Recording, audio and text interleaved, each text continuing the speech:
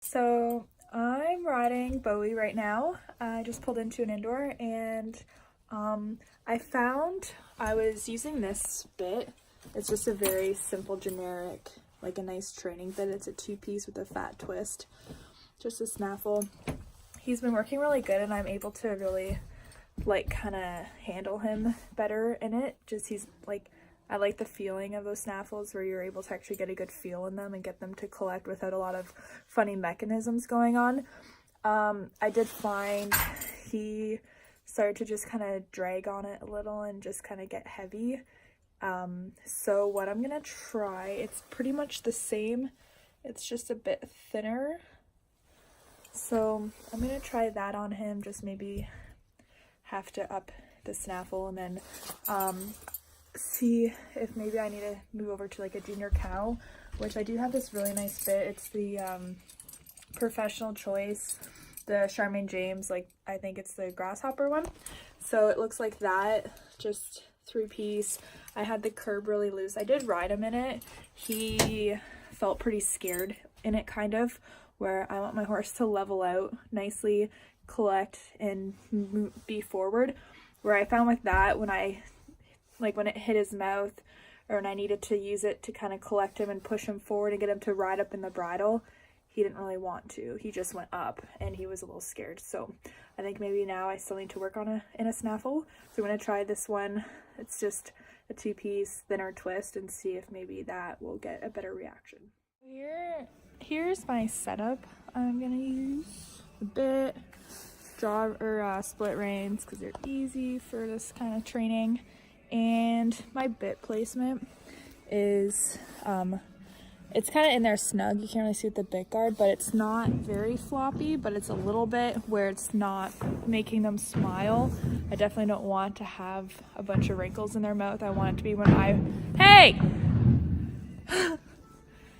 Bad horse. But I just want it to be sitting nicely where I can get contact easily. It's not going to be floppy, but it's just there snuggish.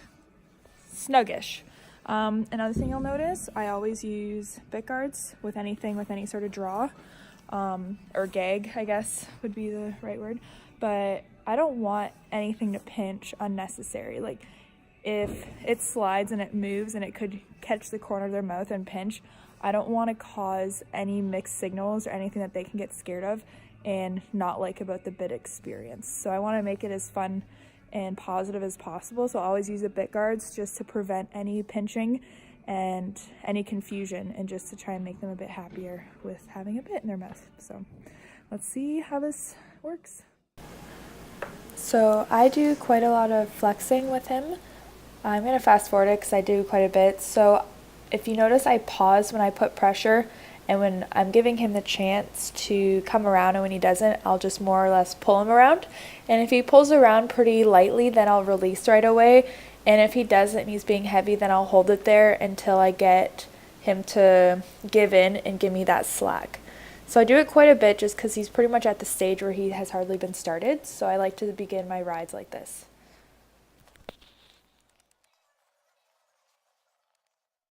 Once I've walked a lot working on my perfect circles, I'll bring it to a jog and do the exact same thing. So here my inside hand is going up and down my leg, and I'll hold it there until I feel him soften, and then I'll release the pressure and see if he'll do it on his own. So I'll hold him in the tight circle until he actually does it nice and soft, and then I'll let him go straight as a reward for doing it properly.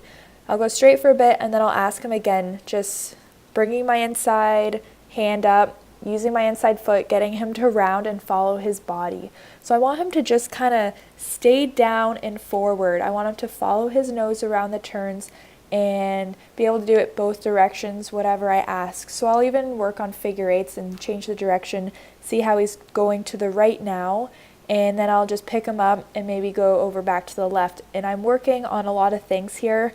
I'm working on my sidestepping, keeping him in my hands, and keeping him shaped all at the same time.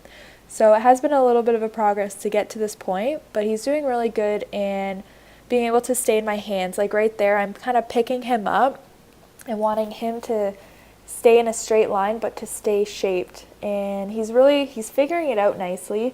And then I'll bring it back down to these smaller circles. And we do a lot of this kind of stuff.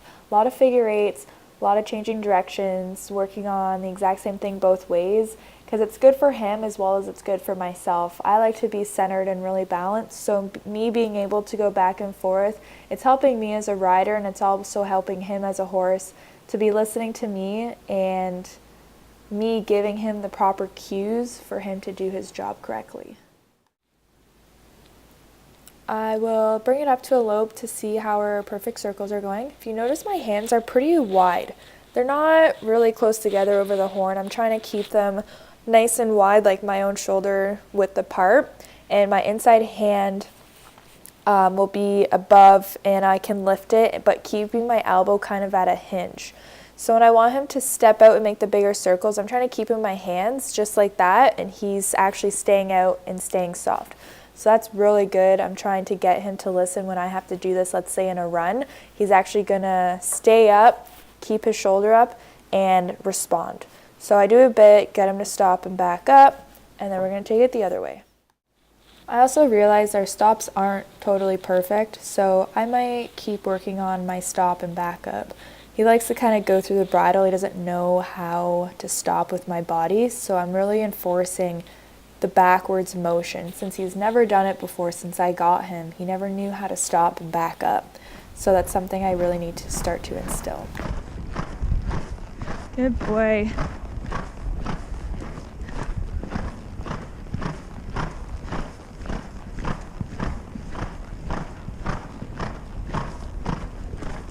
Good boy.